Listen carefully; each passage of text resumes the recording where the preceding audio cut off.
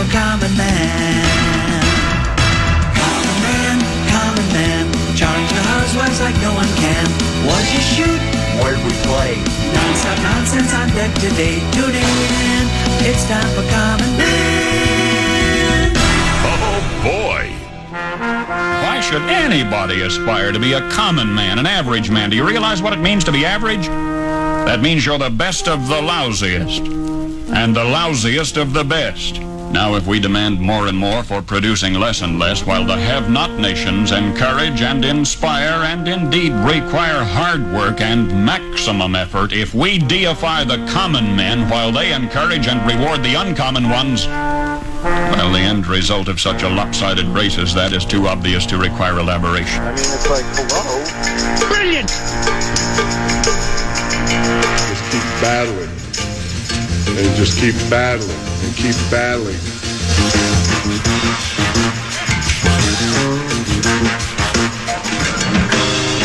Enjoy the season.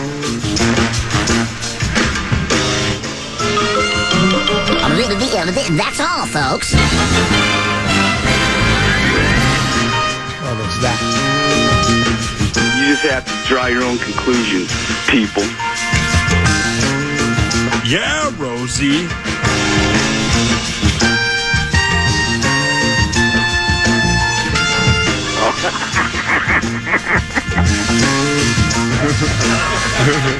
There may be skullduggery ahead.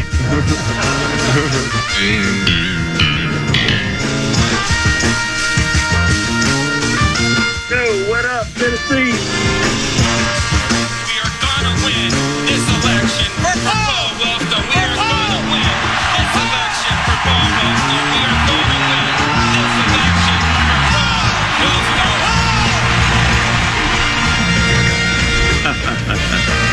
Listen to Cooley. Was a nice run.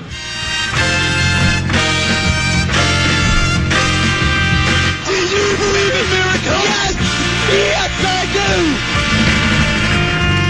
Nobody cares. We're happy for you.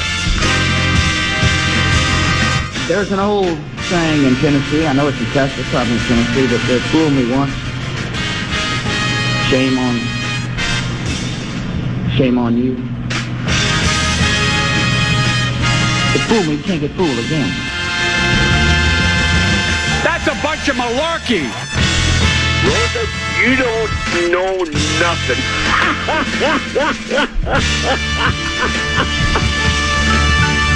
He's the clown from Brown. He's the fourth in the North.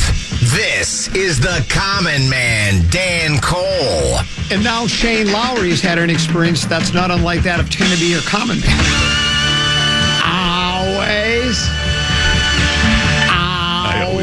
I always love that 1, 2. Greetings, good afternoon, and ack, to yours. I'm the common man, Dan Cole. This is the worst all-sports radio station in the country. So says a former employee who finally was fired from here. I'm a radio dinosaur. KFAN is my La Brea tar pit. Someday, archaeologists and paleontologists will be sifting through the rubble that is 1600 Utica Avenue South to stumble across my skeletal remains. And then they'll find my cold, dead, not rigor mortis laden, because that rigor mortis eventually goes away fairly quick. It'll be my fossilized lips. If your lips can, I don't know if your lips can fossilize, because I think bones fossilize. I don't know if flesh does, but they'll find me. Trust me.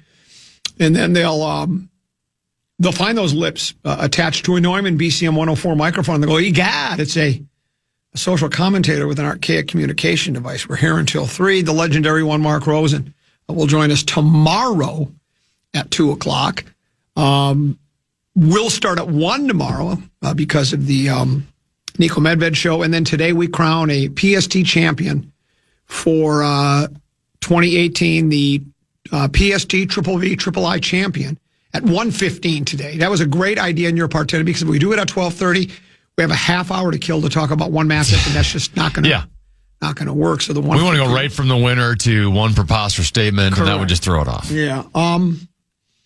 Couple of things I want to get the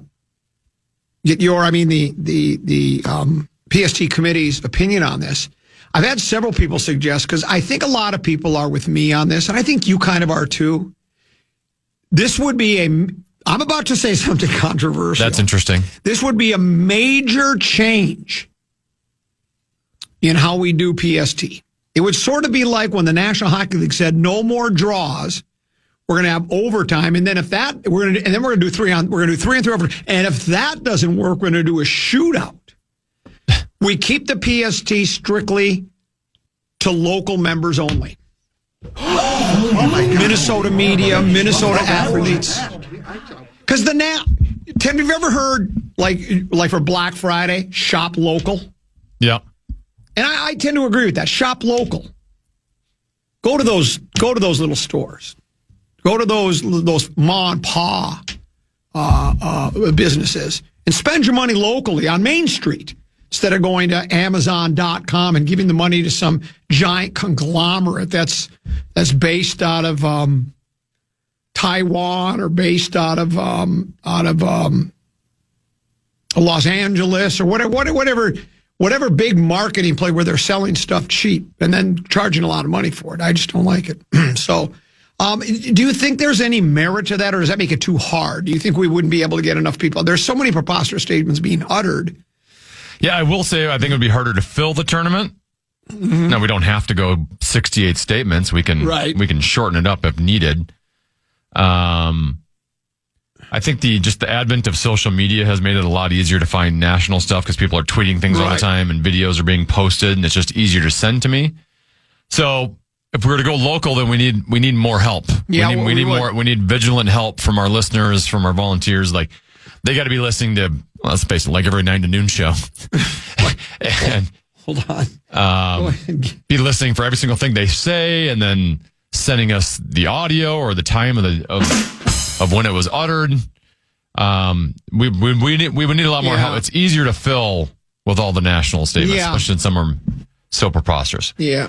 My fear is it'd be harder to fill, and then you wouldn't have as many good statements. Yeah, that's true.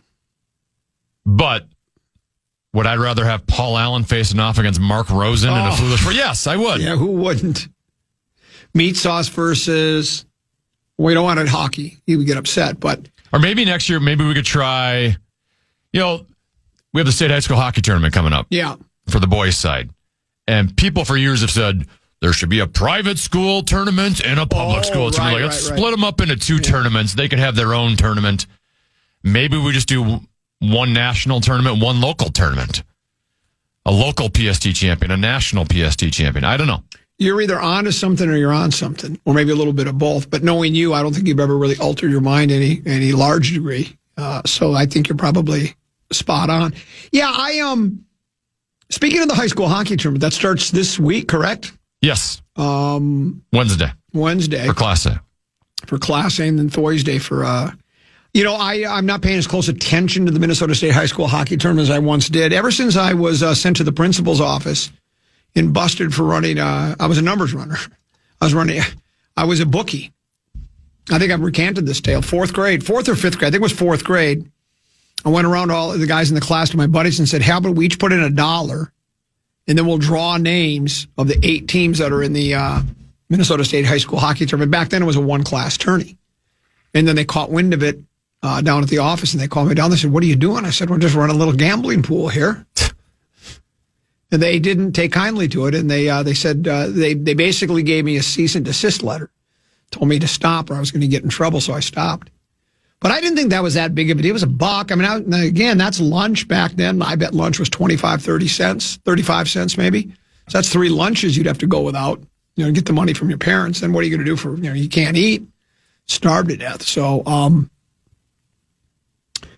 I saw that Edina's in it, and it said it for was it like the 46th time they've been in the tournament? I don't even know anymore. Well, they used to have 2 schools. They had East and West. And sometimes, did East and West ever? I don't remember anymore if East and West both made it to the tournament the same year. So I'm assuming they're combining the 2 of those, though? You should go over to Braemar and look at their rafters. I don't even know how they have room for banners anymore. Yeah. I'm a Rosemont guy. Sure. This is their first appearance in the state tournament, if I read it correctly, in 34 years since they've been in the state tournament. For me, I like the Cinderella type teams like that, or teams that haven't had a lot of success. And Rosemont, obviously, hasn't had a lot of success. But then I heard a story that their starting goaltender won't be playing in the game. Is that correct? Is that what? First game, yes. First game? Yes. Apparently, he was using sign language to communicate with some of the. Yes, he was. We saw the video. Some of the members of the that were in the audience, and the Minnesota State High School League or the school district or whoever makes those decisions wasn't too happy about that, and so. That's a bad break for Rosemont. I think who knows? Maybe this is a great time for the backup goalie. Cinderella story, Cinderella kid. Maybe he's got the glass. Eddie Bauer. Well, it sounds like they split during the season, so they did. It wasn't like just one kid was starting all of them. Cool. All right, well, good for them. And then I like outstate teams. But they're playing Grand Rapids. I would have been rooting for Grand Rapids. I like those outstate teams. I don't know why. I guess basically whoever wins that matchup, you're going to be cheering for, and I'm guessing most of the people that are just there, casuals, that don't have a rooting interest, they are going to be cheering for one of those two teams. I used to root for the Spuds all the time, but now they're just a power now, aren't they? Didn't they win again? Well, they finally broke through, so last year was the first time they've ever won. I think it was last year, right? Was that last year or 2 years ago? I don't remember. And I think it's the first year they ever won, right? So, but now that they've won, I guess I can't. And they should be good again. Yeah, I can't worry about it anymore. When they did win, did people throw Mr. Potato Heads out of the ice? That's what I would have. French fries. Yeah. Oh, is that what they did? French fries. That makes sense too. Mashed potatoes wouldn't be a very good thing. No, because then they just splatter all over the ice, and then it's tough to clean it up. So, my guess is we'll have both state championship games. I think that's kind of been our MO lately, right? And doesn't Zach Halverson, high energy Helby, do those games? I believe. So maybe we'll have both of those on. And I do like the state high school. Now I can't guarantee I'm going to sit and watch every game. But I do enjoy the state high school hockey tournament. I like the. Is it wrong to like the state high school hockey tournament more than I like Olympic hockey? I like high school. I do. I think I've made this perfectly clear. My favorite form of baseball is Little League. Looks like we won't be able to have the Saturday games on because we are the station for sports. We have so many teams. Oh. The Wolves play the Magic at 2:00 that day, and Gophers men's basketball plays Northwestern at 7:30 at night. So. It looks like we'll be doing a little bit of Friday night coverage before the Wild game, in which they're late in Vegas. Yep. Looks like there'll be some on the maybe they'll be on the Plus. Well, I only have the KFAN schedule. Maybe they'll be on KFAN Plus. Don't you think all of those teams would graciously say, "Go ahead"? Because the high school hockey is better than any of what you just mentioned. That's better than the. I don't disagree with you. Yeah, I think maybe we should. Maybe we should start some controversy and start a. What do they call that when you when you get signatures? What do they call that? Petition? Petition. Maybe we should get a petition drive going of some sort. Let's pause, and when we return, peek at the purple. Let's talk quarterback controversy. We'll do that on the other side of the break. It's a Common Man program with Tennessee here on the Fan.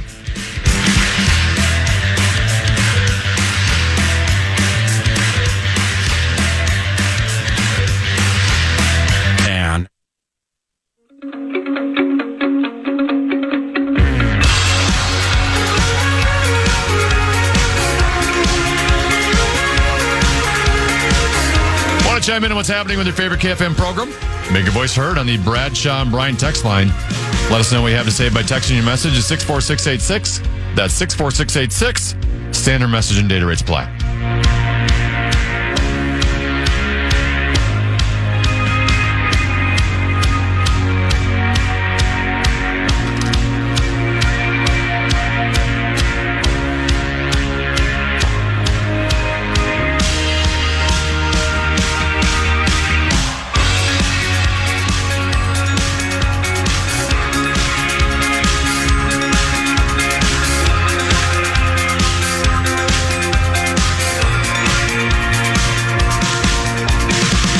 KFAN or KFAN Plus is your home for high school hockey. There you go.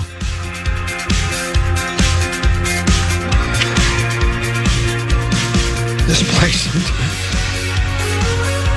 I'll just never understand this place. Maybe I'm not meant to. I know if I was the program, and I've programmed radio stations before, I would go to the Wolves, the Wild, and the Gophers and say, the state high school hockey team has been around a lot longer than your your flimsy franchises. So guess what? Well, I guess I wouldn't say quite that way. To say that might be a little aggressive. Yeah, that might be a bit aggressive, huh? Then you're wonderful. Then you're fantastic franchises that have brought us all so much joy and happiness and championship over the years. But could you force, just like for the kids, just say, you know what? We'll let the fan have it. We'll go on our social channels. But then I was told, then it's all about the money. Well, those franchises, I'm just telling you, Tennessee, trust me, they're flush with cash. They're making money hand over fist. But anyway, it's not my business, and I guess I don't care that much about it. I do know it's time for Peek at the Purple, brought to you by our friends at Affordable Electric, affordable-electric.com. For all of your electrical needs, go with my friends at Affordable Electric. Affordable Electric is shockingly affordable. Oh, yowza. So the Combine, I called Meat Sauce, I texted Meat Sauce on Saturday, said, are you watching the Combine? And he said, yes, sir. I'm beginning to think the best 5 days in sports are the Combine. And day 5 is the best day, followed by day 4, day 3, day 2, day 1. It is like a 5-day thing, right? Tuesday, Wednesday, Thursday, Friday, Saturday. Or did they do Sunday too? They were done by the time they got to Sunday, weren't they? Do you know? Do we have any indication? Because I know it was. I feel like yesterday, yeah, they were still doing stuff. So 6. Those are the 6 best days in sports. And day 6 is the best day. That's when they're doing the vertical and the 3-cone drill. I notice when I see the stories of the recaps, what we learned at the Combine, none of them talk about the results of the drills because they're meaningless. We've established that, right? Deuce turned it on Saturday. I watched. I'll admit, I was a rube for about 4 minutes, and then I just said, I can't do this. But they were showing guys doing the vertical jump. The vertical is good for one thing and one thing. Well, I think we talked about this last week. You said maybe for jumping up and blocking field goals too, but it's good for one thing. It's if you have a really good vertical jump, then you're good at Hail Marys at the end of the half and the end of the game to knock it away. But again, do we commit a roster spot of the 53-man roster for a guy that just goes in on Hail Marys? Because sometimes you can go 3 weeks without a Hail Mary, 4 weeks. You might go an entire season without throwing a Hail Mary. I don't want to use up a spot on the roster with a guy that's just going to jump really high vertically. It's a meaningless. It's also a little deceiving too because that jump is just you're jumping straight up from a standstill, which doesn't happen in football very often. You're typically moving when you have to jump. That is correct. So all of those drills are meaningless. But Alec Lewis, and a lot of people are reporting. Alec Lewis writes for the Athletic, and he did a piece what he learned, and he talks about the Vikings situation, particularly the quarterback. And I think you sent me a Tom Pelissero. He's one of us. We could still include TP if we change the rules in the local. Yeah, because he's one of us. He's from Minneapolis. That's where he started. So, here's what he writes. It says, Minnesota will refrain from trading meaningful draft capital for this quarterback. Talk about getting a veteran quarterback is what they want to do. It says, so Minnesota is in the market for an experienced, productive, and reliable player to add to the quarterback room, and there are several names the team is considering. The Vikings haven't wanted to pigeonhole themselves into one or two options when, as last offseason proved, when Danny Jones signs with the Colts, other teams have openings and circumstances to sell. Minnesota will refrain from trading meaningful draft capital for this quarterback if it can. The team also doesn't want the move to hamstring it financially. If there's leverage, it's in the faith the available players and agents still have in the Vikings infrastructure, even though there is a widely held opinion that the team's passing game is more complex than many others around the NFL. Would that be a negative then? Is that considered a negative because then the quarterback's got to study more? He doesn't have much time to play his video game. Kyler Murray's out. I was going to say. He's out. Because given his reputation. He likes to play video games. He has zero interest in studying the playbook. Like last offseason, head coach Kevin O'Connell had the strongest personnel voice on the quarterback situation. Also of note, many of the Vikings' highest profile players are watching closely to see who the team lands. Ooh, let me give you a little more. Oh my gosh. The veteran players will be watching, Tennessee. We're watching you. All eyes on us. Everybody in the war room. Private eyes Watching you. Geno, here's a detailed look at the most realistic quarterback options. Geno Smith, healthy, 35, has thrown for at least 3,000 yards in each of the last 4 seasons. Smith doesn't get a pass for his struggles in 2025, but the Raiders are a terrible team in a terrible city with terrible fans and a terrible stadium. Kyler Murray is accurate. He can make off-script plays, and the Vikings recognize his raw talent. Murray's in a similar position to Smith in that the Cards will be on the hook for $19.5 million more if he's still on the roster by March 15th. Release him, and he too could be available for the league minimum. Murray becoming a real alternative would spark further in-depth internal discussions about locker room fit and what his presence would mean for McCarthy. And there's Derek Carr, who's like 56 years old, been in the league forever. Yeah. Do the Vikings think a healthy Carr could throw for thousands of yards in their system? Yes. It's no different than the other two already are mentioned. What's different is Carr's retired. And as of late last week, the Saints, who own Carr's rights, had yet to field a call from the Vikings on Carr. Unlike Murray, he wouldn't make off-script plays, and unlike Smith, he isn't as aggressive as a downfield passer. But given the uncertainty around the availability of Smith and Murray, we shouldn't rule Carr out yet. Then there's Kirk Cousins. And as Alec points out, as polarizing as Cousins is among Vikings fans, and I think that's true, he is very polarizing, right? It seems like, I don't know if anybody actually loves him, but you either like him and think he's a good quarterback and still has a lot of upside, or you think we shouldn't even go near. I think he'd be less polarizing this time around just because it'd be a much cheaper contract. Yeah, I think the contract had a lot to do with it. I think you're spot on. The staff still has immense respect for him. It knows he can operate the offense. It also knows that despite his quirks, the locker room respected his intensity and professionalism. He loves Minnesota. He's also not going to force an opportunity that doesn't seem like the correct fit. Then there's Joe Flacco. When Danny Jones chose the Colts last spring, Flacco was very much in play for the Vikings. 41, has some imperfections, but with the Bengals, he threw for 13 tutties and 4 ints. This would be the absolute floor of Minnesota's quarterback pursuit. Flacco could happily return to the Bungles, but this would be an intriguing opening. Then there's some other names that they've been throwing around as well, including the Mac Jones name, which I like. I think I like it better than you like it. And part of it is just I'm basing on, and it's difficult to just go.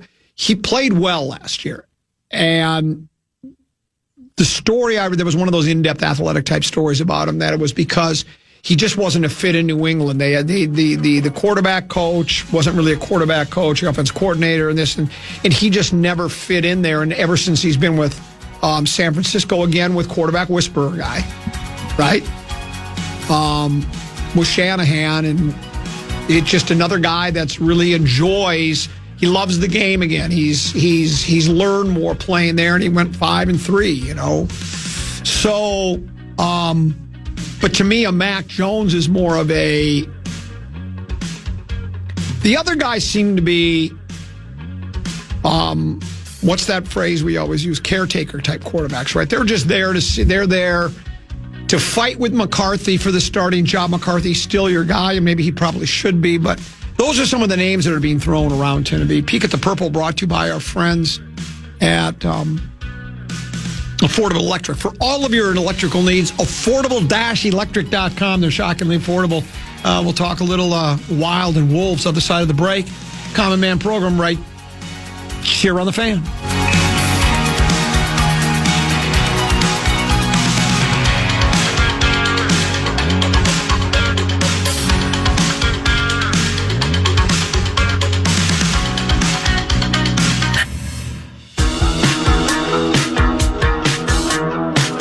KFAN celebrates our $5,000 teacher winners in iHeartRadio's Think a Teacher, powered by Donor Shoes. There's still time to nominate a public school teacher making a difference. They could be the next to win $5,000 to make over their classroom. Do it now at iHeartRadio.com/teachers. Double 1314 pastime comedies tend to be texts accepted. We have a phone. Well, we did. I don't know if it works anymore. 1-800-320-5326. I wouldn't bother. We don't take collect calls. We certainly don't have an intern to answer the phone, and I don't even know if it works anymore.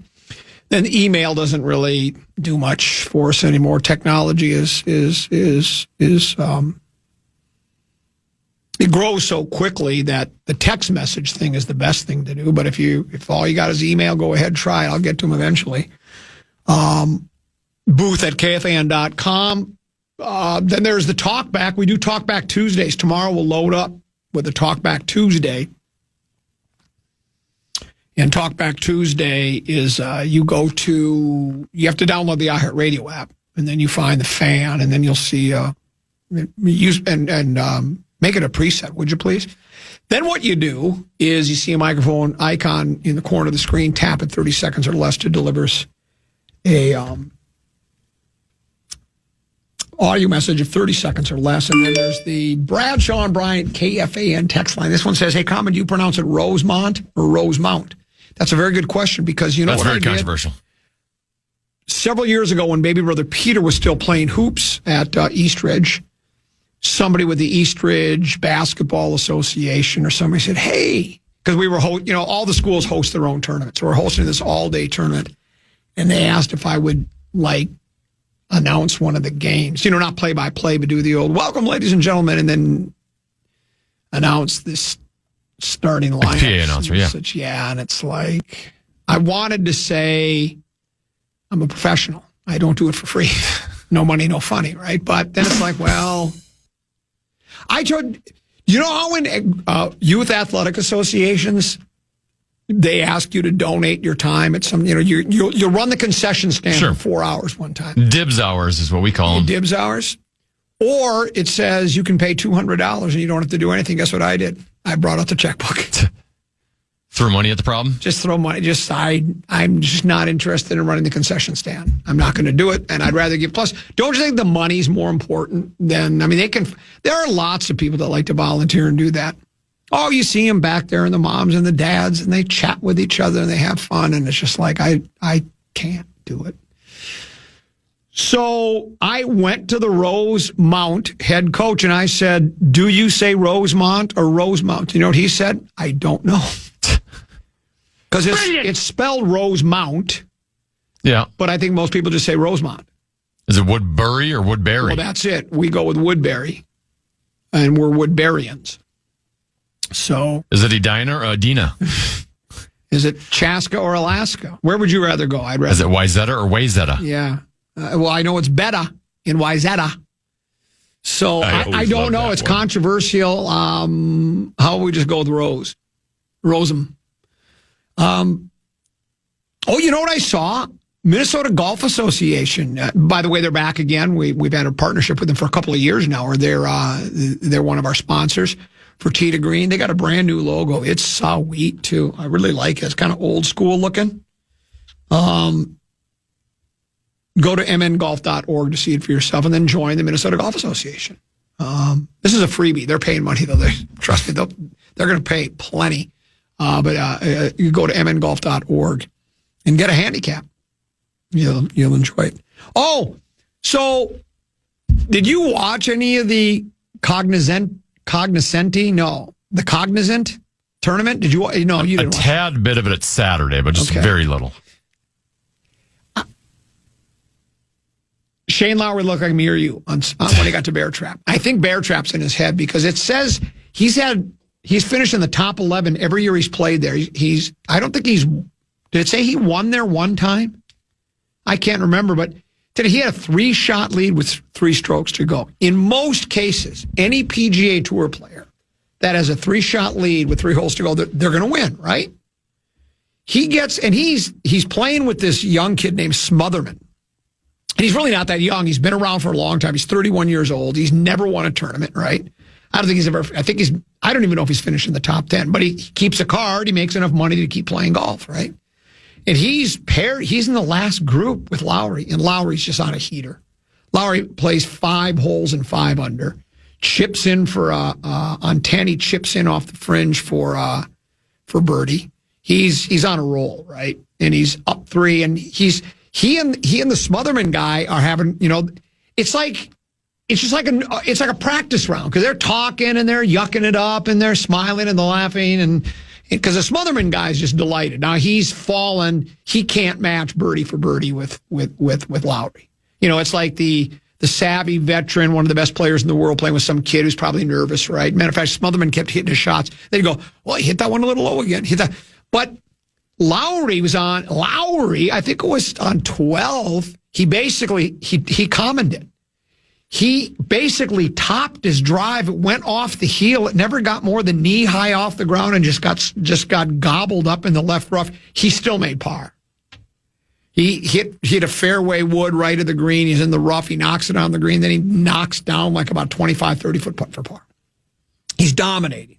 Gets to 16. Water all along the right. So they call it the bear trap because Nicholas went in and redid the course, and he's the golden bear. So, and it's a very tough finishing holes. 15, 16, 17, 18 are really hard. And he gets to 16, a par 4, and he decides to hit iron off the tee. He almost shanks it. It goes dead right off the tee. There's no chance for it to stay in play. Plus, it crossed the water so quickly, I don't even think he's up to the ladies' tee box. And you know what you're supposed to do if you don't get to the ladies' tee box, but you can't do that on national TV. So he takes a drop, hits a fairway wood up. Now he's lying 3. No, he just hit an iron. So now he's lying 3. Then he pulls it into a greenside bunker, lying 4. And he's got an awful lie. No green to work with. Pins back left. He's in a left bunker, downhill. He hits as good a bunker shot as you'll ever see to about 3 feet. Makes a double bogey now. Echeverria from Colombia, he's down 1 now. Then he gets to 17, the par 3, and he hits that one even further right. He almost hit it gotta be kidding me. Somebody's backyard. I mean, these are dead. He's 10 to beat it. He 10 to beat it. And it's like, I don't even know. And he basically, I love how he, after the round though, he goes, yeah, I thought I won. he said, I had the tournament. I just gave it away. And I don't think those kind, I mean, I think he was thinking about the iron on 16 when he hit the iron on 17, because I don't know how you do that. I mean, did you know he's never in his entire PGA Tour career had back-to-back double bogeys until yesterday? And that's pretty crazy. Yeah, that's really crazy.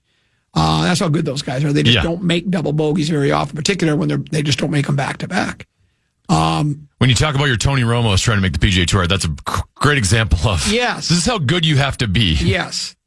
And I mean, I don't think it'll be one of those things that, you know, some guys get the yips and they just they can't get rid of them, and they have to stop playing golf. Like, what's his face? Who was, God, I'm so bad at remembering names. He was the number 1 ranked player in the world for the longest time, and he just stopped playing. David Duval? David Duval. Because he just couldn't play golf anymore. He just lost it. Ian Baker Finch was the same thing. Duval had like a year or 2 stretch where he looked like he was the best competition for Tiger Woods. Yes. And then he just lost it. And he never got it back to any degree of reliability, right? It's also like Ian Baker Finch. He won a Open Championship. And the story, if I have it correct, or maybe I'm wrong, but I don't think I am. He could go out with me and you and shoot 65. As soon as he teed it up in a real event, he was 75. He just couldn't do it anymore. He just had to stop playing golf. He can't play competitive golf anymore. It gets in your head. So I've recanted this tale before.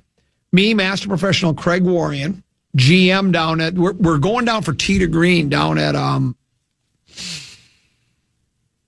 the Jewel down in Lake City, right? Hale Irwin design golf course.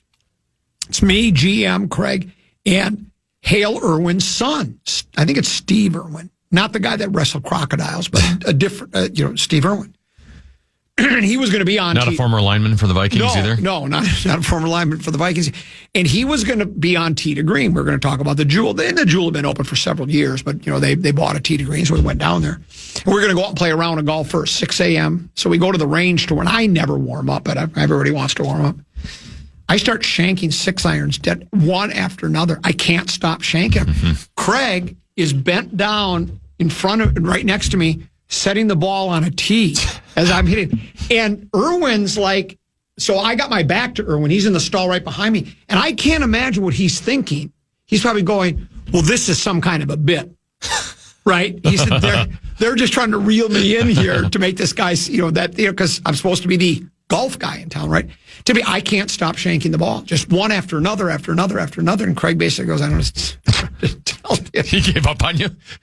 So we get on the cart and I'm driving out, and now my heart's pounding because I'm thinking, oh my gosh, I'm out here with Hale Irwin's son and I can't hit a shot. However, I got onto the course and I played really well. I shot an 80 that day. Can you give me 80 is a good score for me this year. Trust me. And I never shanked one the rest of the time I was out there, but I couldn't stop. I don't know what got into me. I just couldn't stop. And so that'll happen to you. But so I don't think Shane's done now. I don't think he's going to be like having to be put in a rubber room with a straitjacket because he's gone berserk. But the thing about the Echeverria kid, okay, he's won once before on tour, or maybe twice. I think he had 2 other victories. His wife had just closed on a house in that neighborhood because they were moving to Florida. And he also said at the very end, he said, I told her if I win a third tournament, we're going to get a dog. So now he's committed to getting a dog. It almost sounded like he didn't want to get the dog, but they're committed to getting a dog now. And the best part for him, he gets to go to Augusta now because he wasn't in the field. Sure. It's invitational only. Or if you get your invite by winning, they've added some now. I think if you win if you win several different countries' open championships, you get in like the Aussie Open or the Japanese Open or whatever, the Congo Open. I don't know. They have all these where you get in. But otherwise, you got to get invited, or you have to win on that calendar year if you're not already on the list.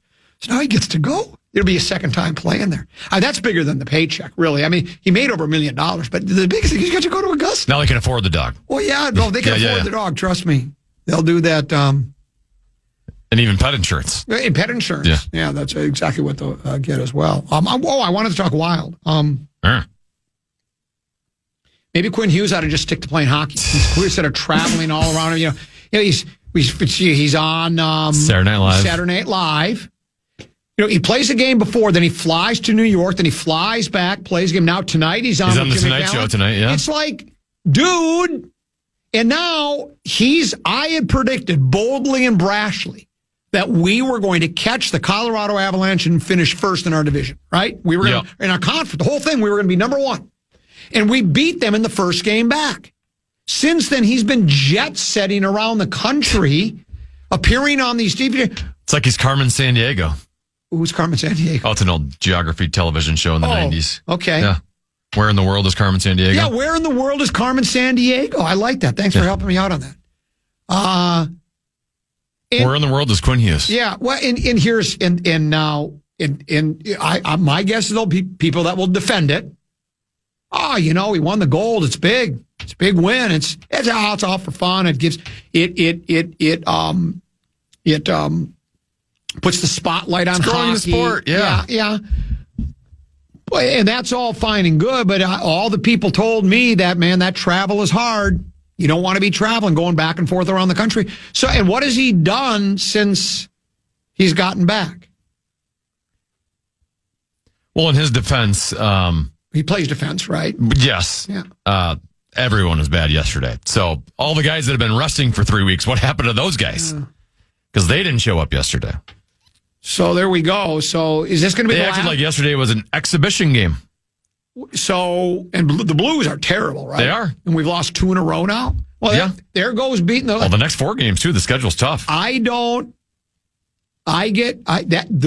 not going to catch Colorado now. And you know what? Don't blame it on me. That's not my fault. My prediction would have been right had he just stayed with the club instead of traveling around. What is he going to be on Oprah next? Is Oprah next? Well, you'd have to go to Oprah if Oprah asked you. And then he's got to go to Twin Cities Live with Lieber. Right? Then Enough Said. Got to be on Enough Said. Yeah. They still doing that show? I have no idea. And then he's got to, who are the other late night talk shows? He got to go on all those. Letterman. Is he on Letterman's show? What about Carson? Jack Parr. I mean, it's like, when's enough? You won a gold medal. We're happy for you. I mean, I must have missed it somewhere along the line, how big that gold medal thing is. 46 years since we'd won a gold medal? Well, for the men. I meant for the men. As they stated on on Saturday Night Live, the women's team just won it 2 Olympics ago. So. Yeah, well, that's all they do is win. Yeah. So anyways, I don't know. And then your Wolves, they won 5 of the last 6 or 4 of their last 5. Of course, we're 1-3 against Denver this year. Now, here's the quote that gets me, too. You ready for this one? I saved it. This is Finchy talking about the game yesterday. Because now I believe we're 1 game ahead of Denver in the standings. So we now, I think we're in 4th place. We're 4th and just barely trailing Houston. Percentage point wise, they're behind Houston, even though they're the same amount of games behind OKC. But I think Houston's played 2 less games. Here's what Chris Finch said after the game. We flagged it as a playoff game for us. They have the tiebreaker, so we got to keep our nose in front of them. That means we had to win this one here. We were mad at ourselves on Christmas. We had kicked that one away, and we were itching to get back here and redeem ourselves. I don't think they were mad at themselves at all when they lost on Christmas. This team doesn't have that kind of desire or fire or intensity to be kicking themselves. And it doesn't this. Am I the only one that's bothered by? We flagged it as a playoff game for us. Why don't you flag every game as a playoff game? That's what I would do. Is that all it takes is just say, let's pretend this is a playoff game and we win. Well, that might be a pretty good idea to do for every game. It doesn't even seem that difficult. I could coach in this league. It's not that hard. All you do is you gather the guys together and you say, who dat going to beat them Saints? And then you say, let's flag this as a playoff game. Hey, good idea. And then play as if it's a playoff game. Novel concept. Because the 6th seed is just, again, we know, we saw it we've seen it the last 2 years. We've been the 6th seed the last 2 years, right? We've gotten to the Western Conference Finals. Oh, what do they say on the morning show? Oh, good for you, or good for me, or good for everybody? I felt like 2 years ago, weren't they higher than that? Were they higher? Were they like a 2 or 3 seed?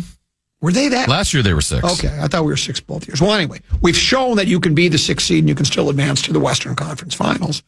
But you get more the farther you're up on the phylum. Is that a word, phylum?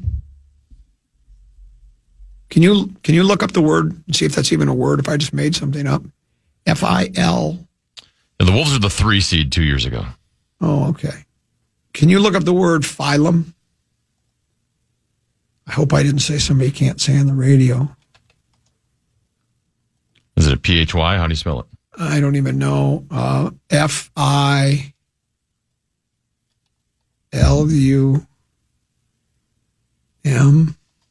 I just made up a word. No, phylum. Phylum. A thread-like structure, filament?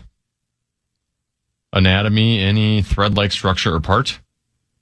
I don't think I was using it the right way then. I don't even know how I was using it.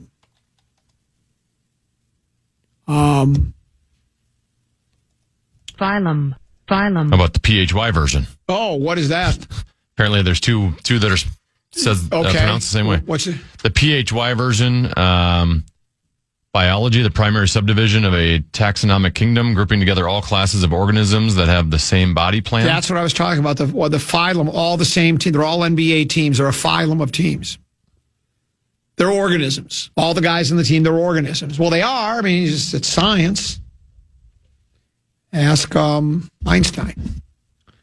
So we know, but plus when you have home games, you get more. Fans get to be at home and do whiteouts and stuff like that.